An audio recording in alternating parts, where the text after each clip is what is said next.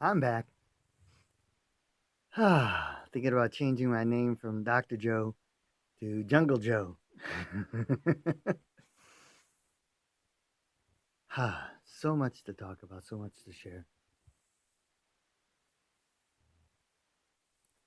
I watch the YouTube recommendation for how to have a successful channel.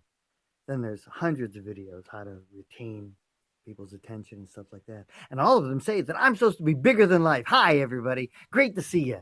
And things of that nature that have to be animated, show my hands, get a big enough picture so you can see that is what's going to retain your attention. And it's kind of crazy because back in the 90s, I remember we were studying, attention span through media. And there was actually even a book that was written called How to Get Your Point Across in 30 Seconds or Less.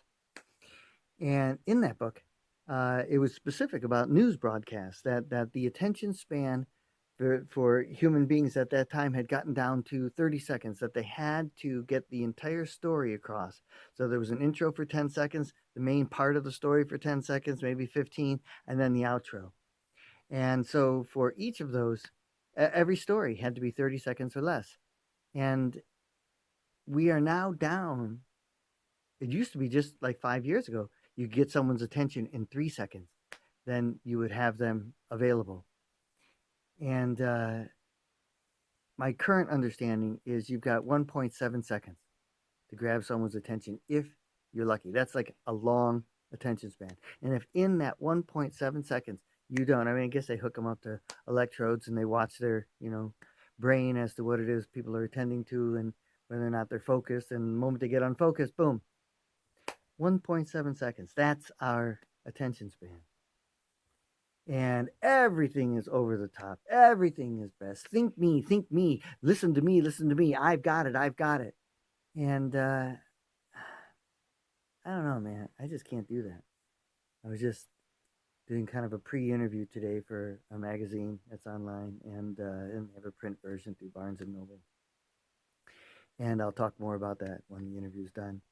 Um, but I was explaining to the woman who was I was speaking with that my entire career, um, I have done no marketing, none.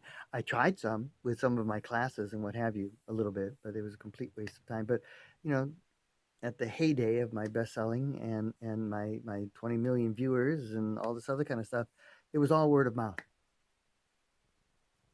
And this entire thing that we just went through with COVID, all of this kind of stuff, um, I want to dive into this sense of being alone, this sense of being isolated, and what happens to the brain, what happens to the survival mechanism that exists inside of us, how that has been related to any early childhood traumas, and then through confirmation bias, how our attention has been grabbed and pulled into all these different arenas saying, think this, think this, think this, think this, as opposed to just being present in the moment and understanding why you're here. Why are you alive? To think all this stuff, to organize all this stuff? I don't think so. I think that AI has taken over a lot of our realities. If you haven't seen, the various documentaries that are out there about what's happening with Facebook and Google and what's happening with the confirmation bias software that is constantly feeding you data that grabs your attention. Um, there's a lot going on. However, every last bit of that has to be processed through a brain, has to be processed through your mind. And what filters you have in order to catch when you're being pulled out of your center, if those aren't fully active right now, you may want to find some ways to do that. I've got a whole bunch of tools and techniques for teaching people how to do that, but my way isn't going to work for everybody. Um, have I even said anything yet in this stream of consciousness? I'm not even sure. Other than I'm grateful for you being here. I'm grateful for hitting that like button, on the video. I'm grateful that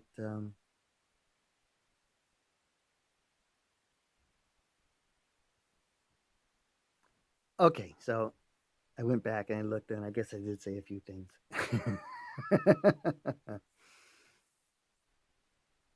But we're in this weird position now that if you take side A, whatever that side might be, you're then against side B. And if you're on side B, then you're against side A. And if you're not inside A or side B, then you're inside C. And then you got A and B coming at you. And if I'm like all the way down to M on my way to Z to stay out of the crosshairs that we have been guided to be in. Do you think you just arrived at your position? Do you think you just arrived at what's right and what's wrong? You've been guided to your current thoughts and your current beliefs.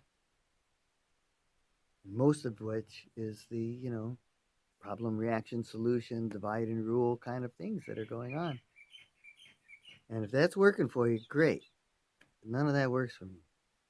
That's an alternate reality that it's there. I'm aware of what's going on. I'm abreast of the most current things that are occurring. However, I choose to interact with my life breath by breath, moment to moment, outside of that confirmation biased machine that's trying to grab my attention and say, think me, I'm important, I'm important. Doesn't mean I'm not compassionate for the pain and suffering that's happening. Doesn't mean that I'm not cognizant of what's happening. It means that I'm not investing my life force, my energy, my thoughts, my love is not being depleted by those things. And if you guys want me to talk more about that, let me know. Let me know what you'd like me to address in the comments. And I'll see what I can do to bring the highest level of awareness and consciousness to those things. However, until then, namaste. And here we go. Aloha.